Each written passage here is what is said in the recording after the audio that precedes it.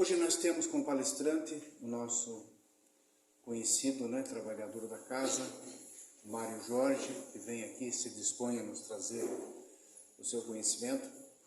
E eu gostaria que ele viesse trazer, é o capítulo 16 do Evangelho, que não deve servir a Deus e a outro Senhor, Não deve servir, deverá servir somente a Deus e não a Mamon. Mário Jorge, tenha vontade.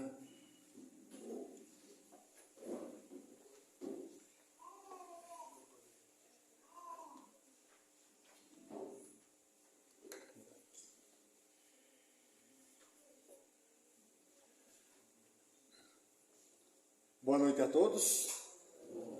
É uma satisfação estar aqui nessa casa novamente, para podermos falar um pouquinho aí sobre os ensinamentos da doutrina espírita. O bom dessa casa aqui é que o povo não tem medo do frio, hein, Jorge? Não. Ou enfrenta.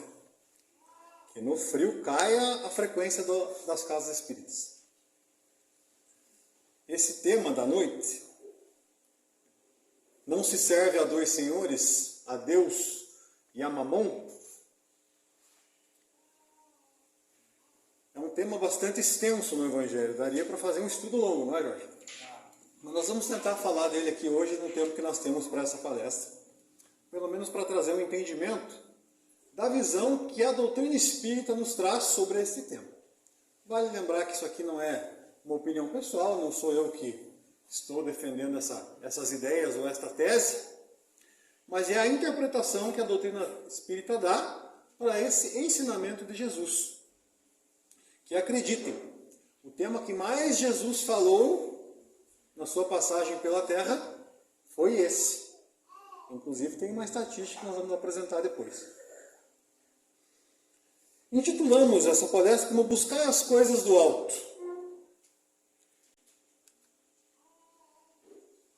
Então, nesse capítulo 16 do Evangelho, Jesus conta algumas parábolas. Nós vamos falar aqui de duas delas. Que é a parábola do rico insensato, que após Jesus ser questionado por algumas pessoas, ele vai contar essa parábola. Então, no meio da turba, no meio da multidão, um homem lhe disse: Mestre, dize ao meu irmão que divida comigo a herança que nos tocou. E Jesus lhe disse: Ó homem, quem me designou para vos julgar ou para fazer as vossas partilhas? E acrescentou: Tende o cuidado de preservar-vos de toda a avareza, porquanto, seja qual for a abundância em que o homem se encontre, sua vida não depende dos bens que ele possua. Então Jesus, numa curta parábola, ele já vai dando vários recados que vão ficar para a eternidade. A herança, já naquela época, era um direito familiar. A herança ficava para os filhos. Então Jesus já está, vamos dizer assim, subvertendo essa questão. E diz: quem me designou para fazer partilha para vocês? Eu não sou advogado, você falou dizer isso, né? E quando Jesus fala que não se serve a dois senhores, depois de dar essa lição a eles, a Deus e ao dinheiro, ou a Deus e a Mamon, porque Mamon era um deus pagão que representava o dinheiro, Deus dá ao dinheiro esse poder de senhor, sendo que o dinheiro não é senhor de ninguém. Mas por que Jesus dá ao dinheiro o poder de senhor? Não se serve a dois senhores, a Deus e a Mamon. Porque Jesus, entendendo a nossa idade espiritual num planeta de provas e expiações, ele sabe que o dinheiro, os bens da terra, ainda tem grande influência sobre o nosso espírito, a ponto de ser o nosso Senhor, de nós obedecermos ao dinheiro, de nós vivermos em função dele. Por isso que Jesus dá esse status de Senhor ao dinheiro nesse ensinamento. E agora sumiu tudo aqui, Jorge. Já volta. Não se serve a dois senhores. Quem me designou para fazer as vossas partilhas? Cuidado com a avareza, com a ganância. E aí ele conta uma parábola. Disse-lhes a seguir esta parábola. Havia um rico homem, cujas terras tinham produzido extraordinariamente, e que se entretinha a pensar consigo mesmo. Assim, que hei de fazer, pois já não tenho lugar onde possa encerrar tudo que vou colher. Tinha dado uma super safra. Aqui está, disse, o que farei. Demolirei os meus celeiros e construirei outros maiores, onde porei toda a minha colheita e todos os meus bens. E direi à minha alma, tens de reserva muitos bens para longos anos. Repousa, come, bebe e goza. Mas Deus ao mesmo tempo disse ao homem, que insensato tu és. Esta mesma noite tomar-te-ão a alma. Para que servirá o que acumulaste? Para que servirá o que acumulamos? Se é que acumulamos, né? É o que acontece aquele que acumula tesouros para si e não é rico diante de Deus. Nos disse Jesus. Continuamos. Jorge, você coloca aquele vídeo para nós de volta para casa. Está vendo o cantinho direito lá em cima? Acho que está até aberto. Vamos assistir aqui um vídeo motivacional, de volta para casa. Não se preocupe com as legendas que eu vou lendo para vocês. Preste atenção nas imagens. Tudo começou de repente. Nem lembro quando foi. Cheguei sem saber de onde vim. Tudo era novo. Dependia sem saber de quem. Aos poucos meu mundo foi nascendo. Aos poucos, a luz do sol. A cada dia, algo novo. Tudo era tão simples. Nem vi o tempo passar. Não percebi quando virei eu. Quando as cores mudaram. E os sonhos já não eram os mesmos. Novos desafios no tempo que voava. Sem me dar explicações, sem que eu soubesse a razão. Sem ouvir a batida de suas asas. Sem notar quando as coisas mudaram. Tão rapidamente, deixando de me reconhecer. Como se agora fosse outra pessoa.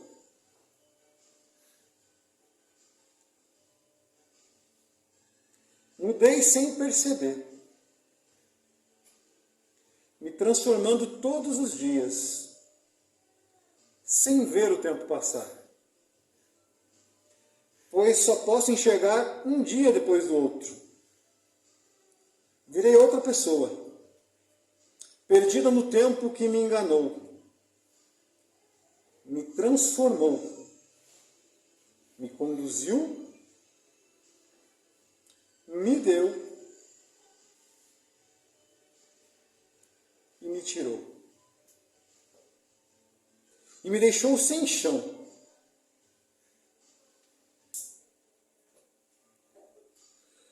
Sem saber por quê. Com a sensação de estar fora de casa. Como se tudo tivesse sido um sonho. Que estranhamente nunca vai acabar. Talvez eu só perceba em parte que estou indo a algum lugar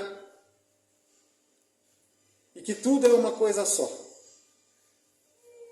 Que todos os dias são um. Que tudo faz sentido. E que todas as coisas só existiram dentro de mim. E me conduziam todos os dias de volta para casa. Pessoal da web, da internet, a gente disponibiliza o vídeo depois no link do YouTube, né? Aí pode ver esse vídeo lá. É melhor não pôr o vídeo, senão o YouTube derruba. Direitos autorais. Interessante esse vídeo, né? Faz a gente refletir como a nossa vida é passageira. Quem é um pouquinho mais antigo vai lembrar, quem é um pouquinho menos jovem, vai lembrar que o mundo era para acabar no ano 2000, não é mesmo? Teve gente que se matou antes porque que não queria morrer quando o mundo acabasse. E daí não aconteceu. Daí foram mudando as datas, adequando. Era para ser em 2012, lembra que em 2012 ia dar um cataclismo também? Também passou em branco. Também teve gente que se matou antes. Aí foram mudando, 2019, 2018, vai mudando as datas do fim do mundo, né? Mas estamos aí em 2023 e o mundo não acabou. E já estamos no meio de 2023, né?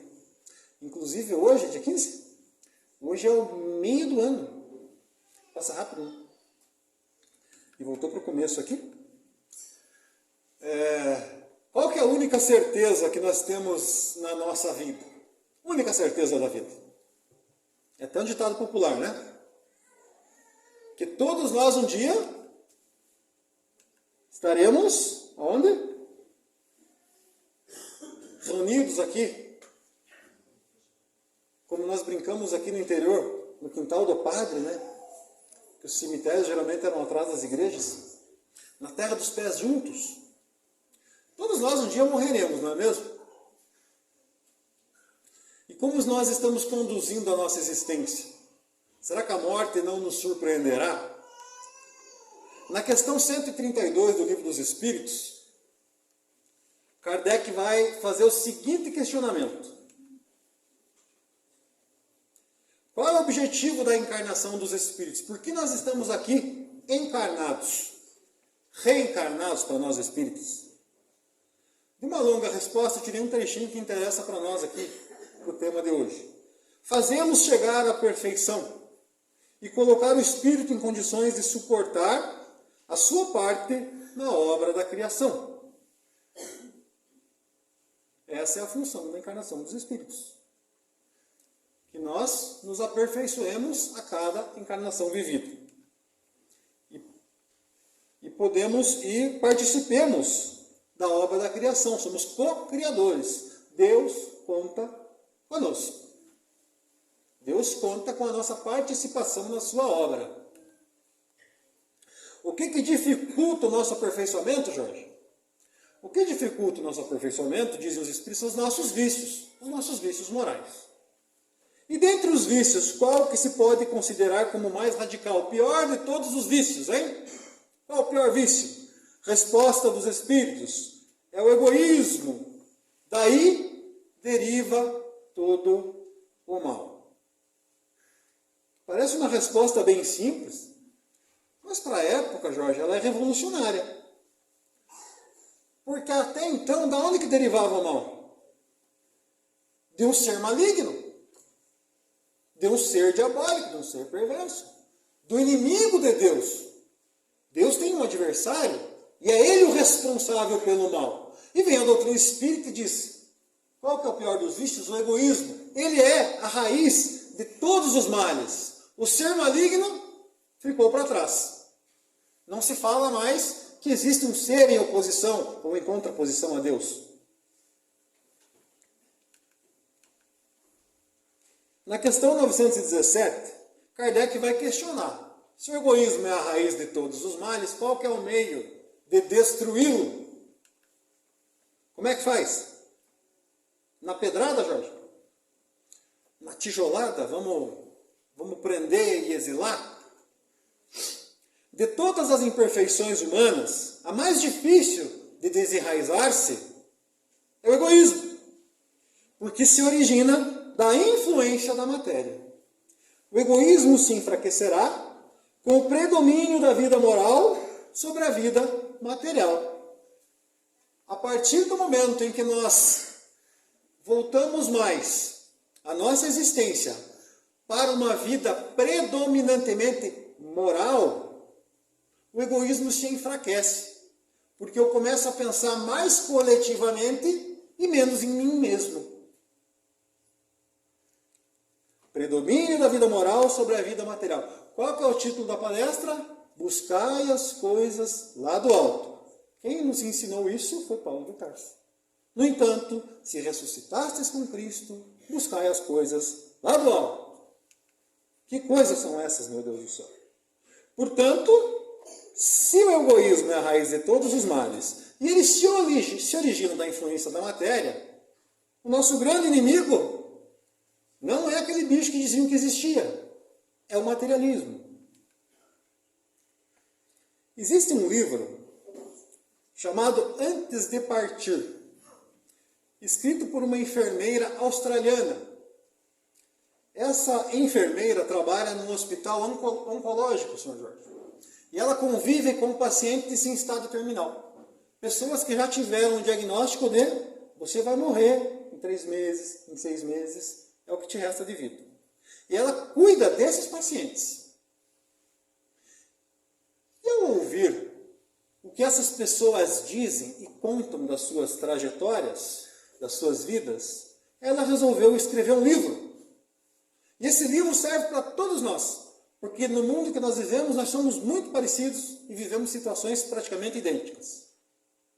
Do que nós nos arrependeríamos se recebêssemos um diagnóstico de 6 meses de vida? E acreditem, a maioria dessas pessoas fica sozinha. Todos desaparecem. Família, amigos. E as enfermeiras são seus filhos adotivos. Isso acontece com mais frequência ainda em países desenvolvidos. Daí que as pessoas costumam não se cuidar muito. Mas vamos lá. Antes de partir. Quais são os 5 maiores arrependimentos das pessoas quando recebem o diagnóstico que só tem mais alguns meses de vida? Do que nós nos arrependeríamos? Ela fez uma estatística. A maioria das pessoas se arrependem desses fatos aqui. Os 5 arrependimentos mais comuns na hora da morte. Primeiro deles, eu gostaria de ter tido a coragem de viver uma vida fiel a mim mesmo, não a vida que os outros esperavam de mim. Quando você se descobre sozinho e olha para trás, você pensa, mas eu vivi em função de tanta gente, de tantas pessoas, e não tem ninguém aqui. Não tem ninguém aqui agora. E eu não vivi uma vida fiel a mim mesmo, na expectativa de agradar os outros. E esse é um dos maiores arrependimentos das pessoas no final da sua vida. Esse aqui, então, Jorge. Eu gostaria de não ter trabalhado tanto. Bah. Quem aqui está trabalhando muito? Não responde. Está trabalhando muito, Murilo? Pouco? 12 horas por dia, assim. Diminuiu agora, né? Eu gostaria de não ter trabalhado tanto. Porque a pessoa chega no final da existência e se descobre lá sozinha, diz, meu Deus, mas eu me dediquei tanto, às vezes até pensando em deixar alguma coisa para alguém, e agora estou aqui sozinho. E descobre que aquele sacrifício, muitas vezes, acabou com a saúde, e não só acabou com relacionamentos, acabou com amizades, acabou com convivência. E a pessoa olha para trás e diz, por que eu trabalhei tanto? Eu estou aqui morrendo e tudo que eu acumulei, tudo que eu não serve para nada. E vamos a alguns, e nós passamos às vezes a existência correndo atrás da cenourinha, né? Que amarra na frente do burro na carroça, para que o burro puxe a carroça. E para que nós puxemos essa carroça econômica desse mundo que nós vivemos, onde uma maioria se sacrifica, trabalha muito, mas acumula pouco, quanto vocês acumularam nos últimos anos? Não precisa responder. Porque a renda costuma se concentrar em pontos específicos. A maioria se sacrifica e sacrifica seu tempo. Correndo atrás da cenourinha. Agora tem os coach, né? Que te ensinam a fazer curso para vender curso. Item 12 do capítulo 16. Por cúmulo de cegueira, frequentemente se encontram pessoas escravizadas a penosos trabalhos, pelo amor imoderado da riqueza e dos gozos que ela proporciona, e se vangloriarem de viver uma existência dita de sacrifício e mérito, como se trabalhassem para os outros, e não para si mesmas. Insensatos. Credes então realmente que vos serão levados em conta os cuidados e os esforços que dependeis, movidos pelo egoísmo, pela cupidez ou pelo orgulho, enquanto negligenciais do vosso futuro, bem como dos deveres que a solidariedade fraterna impõe a todos os que gozam das vantagens de uma vida social?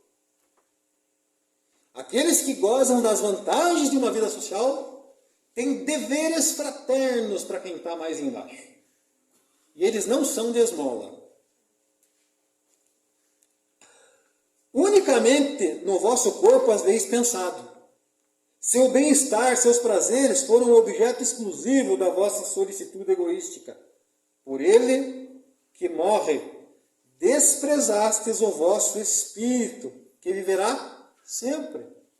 Então, pelo corpo que morre, que tem uma vida curta muitas vezes, ou abreviada justamente pela nossa conduta, pelos excessos, inclusive de trabalho, nós desprezamos o nosso espírito. Imagina a gente encontrar no plano espiritual pessoas que a gente lesou em algum negócio. André Luiz encontra um homem que o pai dele havia arruinado. Que o pai dele havia destruído a vida daquele homem. E que ele tinha dito, é isso mesmo, pai. Tire tudo que ele tem, porque ele te deve. E André Luiz encontra esse homem no plano espiritual. Como que o André Luiz se sente? Constrangido. Aqui nós fazemos valer a lei, que está a nosso favor, né? No plano espiritual é a nossa consciência que diz o que está certo ou errado. E ele olha para aquele homem e diz, meu Deus, nós arruinamos a vida desse homem, ele está aqui. E o homem o abraçou. Deixou ele com mais remorso ainda. Porque o espírito viverá sempre. Aquilo que nós fizemos aqui em relação à matéria, não vai. Por isso mesmo, esse Senhor tão animado e acariciado, que se tornou o vosso tirano, ele manda sobre o vosso espírito, que se lhe constitui escravo. Escravo desse corpo. Seria essa a finalidade da existência que Deus vos outorgou? Um espírito protetor. Então vamos às estatísticas do Novo Testamento, Jorge. Muitas pessoas pensam que dinheiro não é algo muito espiritual. Dinheiro é uma coisa, espiritualidade é outra. Todavia, a Bíblia, aliás, o Novo Testamento, a Bíblia como um todo, fala muito a respeito de dinheiro, o Velho Testamento também fala. Existe uma estatística muito interessante que comprova esse fato. No Novo Testamento, existem 215 versículos que falam a respeito de fé. 218 versículos que falam de salvação. E quantos falam de dinheiro? 2084. A respeito de finanças, dinheiro, herança, bens. Em outras palavras, o Novo Testamento fala 10 vezes mais de dinheiro do que da salvação. As pessoas concordam que a salvação é um tópico muito importante, mas Das 28 parábolas, 16, mais da metade, falam sobre dinheiro. E uma nós contamos aqui, a do rico insensato. Por que Jesus concentrou nesse assunto? Porque num mundo como o nosso, de provas e expiações, ainda nós estamos num estágio evolutivo, que a matéria tem muita influência sobre nós. Isso é o que mais derruba a nossa encarnação. É o que mais nos dá rasteira. Por isso que muitas vezes eu passo por alguma dificuldade financeira, ou quando começo a me ensaiar achando que me dei bem em alguma coisa, daqui a pouco tomo uma rasteira. Talvez fui eu que pedi por isso. Digo, quando eu começar a ganhar dinheiro, Deus, ou os espíritos que coordenam a minha reencarnação, eu digo, me dá um tomo. Porque se eu tiver dinheiro, ninguém me aguenta. Eu piso até na minha mãe. A gente pede por isso. Pede por isso. Digo, me dá o necessário lá, uma vida mais ou menos equilibrada, porque senão eu me conheço. Se tiver muito dinheiro, vai ser só festa. Olha o perigo, né, Maria? Ainda bem que nós não temos muito, né? Só o suficiente. Terceiro arrependimento das pessoas quando estão à beira da morte. Eu gostaria de ter tido a coragem de expressar os meus sentimentos. As mulheres vão gostar hoje dessa aqui, né? Ah, viu? Já cutucou o marido aí. Eu falo o que se sente. Porque a educação, muitas vezes, que nós recebemos, fria, ou o jeito que somos criados, nos torna, principalmente nós somos criados no interior, né? A gente não tinha muita coisa de expressar sentimento, de abraço, de se cumprimentar. Isso vai deixando a gente meio distante. E eu posso falar por mim mesmo, eu tenho muita dificuldade com isso aí. Com essa coisa do abraço, da afinidade com a família e tal. Eu tenho uma certa barreira.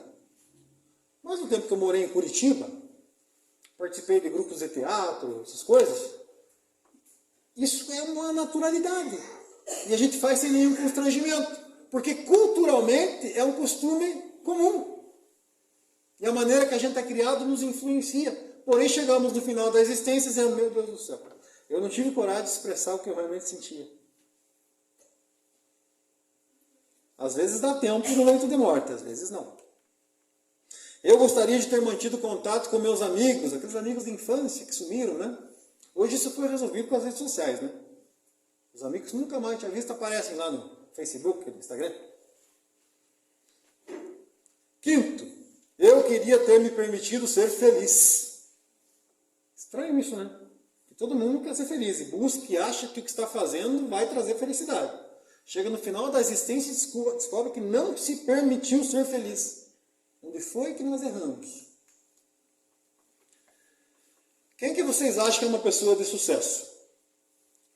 O homem cheio de dinheiro, bem-sucedido, executivo, empresário? Ou a Madre Teresa, que não tinha nada? Quem é bem-sucedido? Quem? Jorge, podia me arrumar uma água que secou a goela. Não precisa nem ser fluido. Mas já está, né? 24 horas. Quem é uma pessoa de sucesso?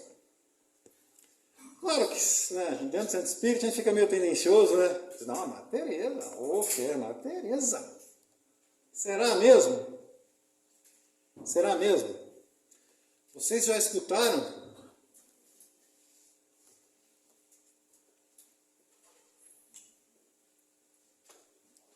Vocês já escutaram de alguém? Vocês já falaram para alguém? Vocês já viram alguém falando para os filhos? Filho, eu quero que você estude, se dedique, que você não afrouxe nos estudos, porque eu quero que você seja uma pessoa tão bem sucedida quanto a Madre Teresa. Já escutaram esse conselho de alguém? Não é o contrário? Estuda para você não ser... Né, ainda comparam com algumas profissões, né, do baixo escalão. Por quê, gente? Porque a cultura do nosso mundo é outra. A cultura do nosso mundo é essa aqui. É ilusória. Então, nesse mundo ilusório, o sucesso é medido por riqueza material, cargos e status social. Aí quem tem dinheiro é aquela pessoa que tem mais seguidores no Twitter, não é assim? Aquela pessoa que todo mundo quer ouvir. Porque o fulano é rico, enriqueceu. Mas isso é para este mundo. Talvez até seja válido. Mas no mundo da realidade, nesse mundo que a doutrina espírita nos apresenta, que é a realidade do espírito imortal, o sucesso é evidenciado pela diferença positiva que causamos no mundo e pela satisfação que trazemos para a nossa própria vida e para a dos que nos cercam. Isso não tem a ver com dinheiro. Não tem a ver com o resultado no banco. Mas a Teresa não tinha dinheiro nenhum dela. Mas ela causou um impacto na sociedade que ela viveu que mexeu com o mundo inteiro. Então, muitas vezes, quando se faz uma crítica a determinadas figuras que se destacam aí, que são, para mim, intragáveis, mas se destacam no meio empresarial, as pessoas, você está com inveja. Isso é recalque. Agora, com todo respeito pelo pouco que a gente aprende com a doutrina espírita, eu tenho inveja da Maria Teresa. Porque o dia que um milionário visitou ela e viu ela dando banho num leproso, o cara disse assim, Maria Teresa, eu não daria um banho num leproso nem por $1 milhão. Ela olhou para ele e disse, eu também não.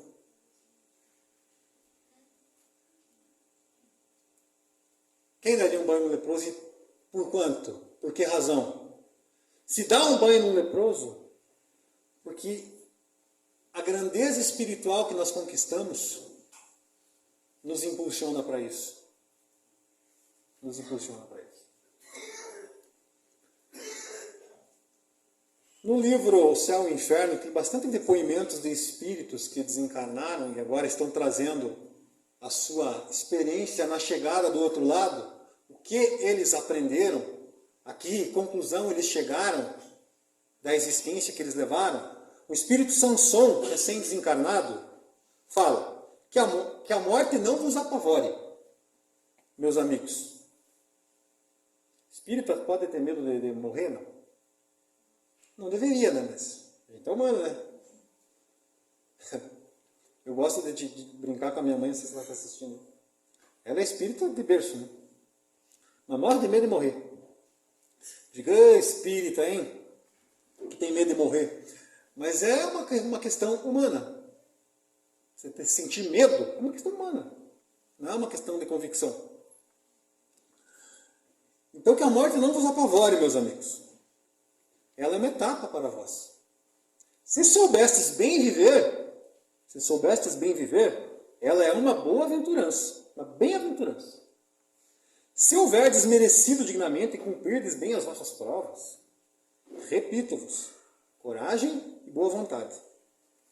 Não atribuais senão um valor medíocre aos bens da terra, e sereis recompensados. Não se pode gozar demasiado sem privar os outros. No mundo onde as riquezas são limitadas, onde os recursos naturais são finitos, se concentra muito em poucas mãos, priva uma grande maioria. Não se pode gozar demasiado sem privar os outros do bem-estar e sem se fazer moralmente um mal imenso. O que está falando aqui? Se eu estou fazendo esse mal, privando os outros com os meus excessos, sem se fazer a mim mesmo um mal imenso. O mal que eu faço é a mim mesmo. Que a terra me seja leve. Tem até um ditado popular, né, Jorge? Viver no mundo sem ser do mundo. É um clichê já. Que a terra lhe seja leve. Temos exemplos disso na história? Muitos. Inclusive no movimento espírita. Esse senhor é o senhor Lins de Vasconcelos.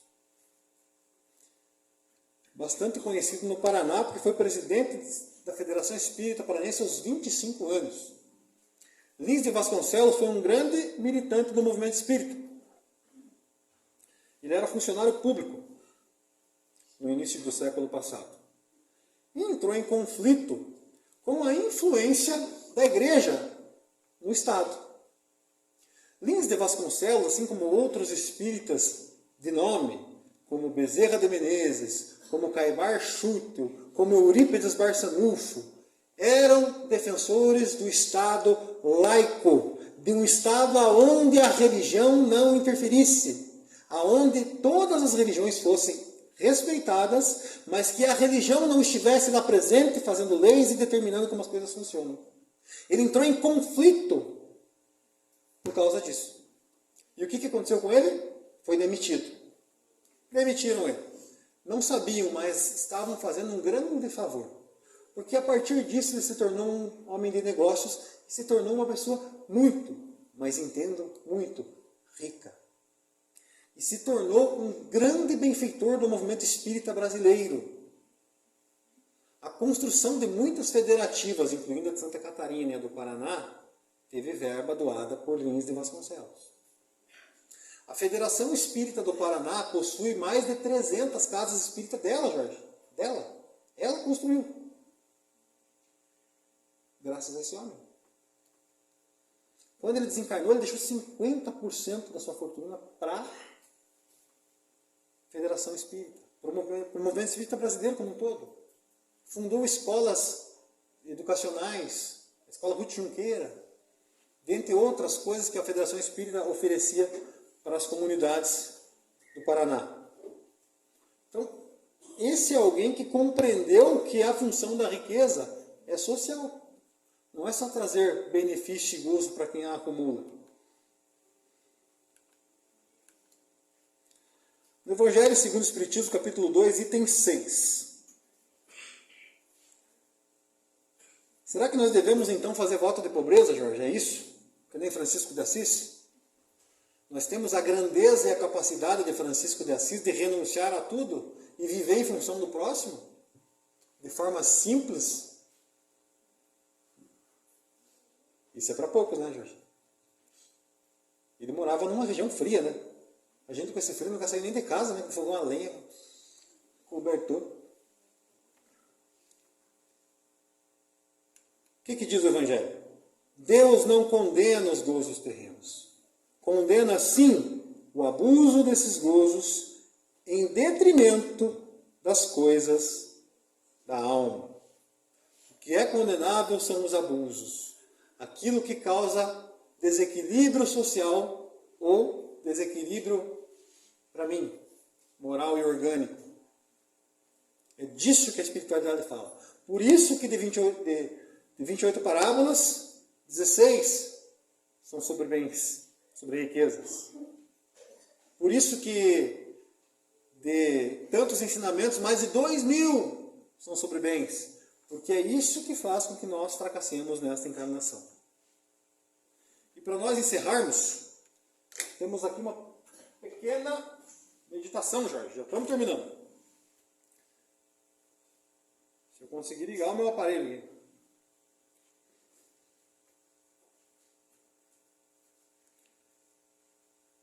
Uma pequena reflexão para todos nós aqui.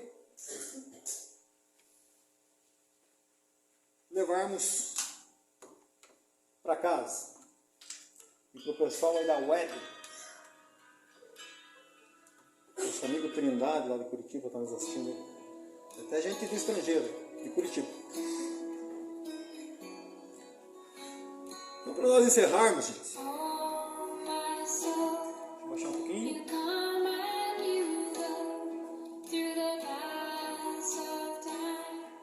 Vou pedir que vocês fechem os olhos. Quem quiser. Quem não quiser, fica à vontade.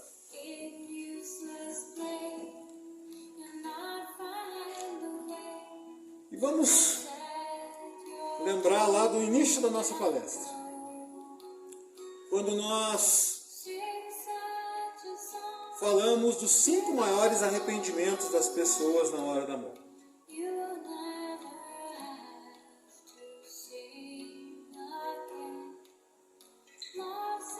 fazemos essa reflexão. Se eu continuar levando a minha vida como eu estou levando hoje, eu corro o risco de ter algum desses arrependimentos?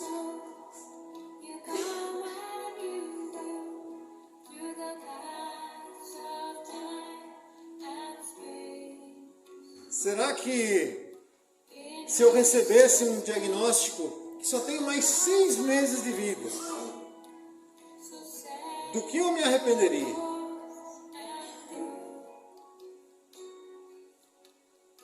Eu mudaria alguma coisa? Será que eu estou levando uma vida fiel a mim mesmo?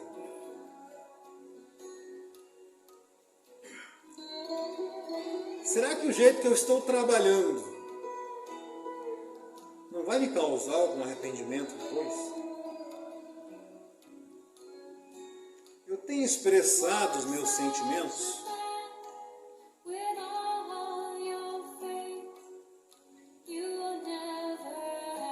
Eu tenho mantido contato com meus amigos, aquelas pessoas que eu guardo no meu coração?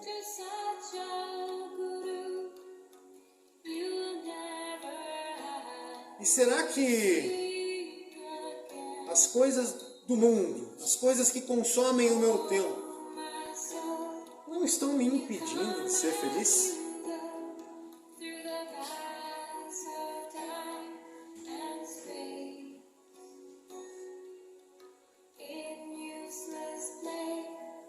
Lembremos daquele ensinamento do Mestre. Meu reino não é deste mundo.